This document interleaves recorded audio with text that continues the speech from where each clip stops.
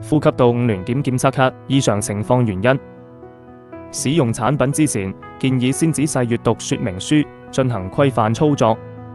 如果試劑最終結果只有單側顯示，可能是以下原因導致的：一、滴加樣本時滴入量過少，沒有垂直滴入；二、樣本中含有血液、黏液、食物或其他雜質；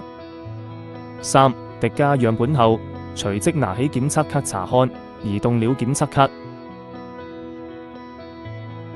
四、滴加樣本時，檢測卡沒有在平面上，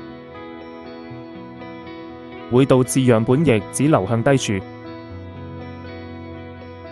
五、檢測卡長期暴露在高溫、高濕環境中。打開檢測卡包裝後，沒有及時使用，使其受潮等失去準確性。檢測的環境本身就高溫或者潮濕，影響檢測卡準確性。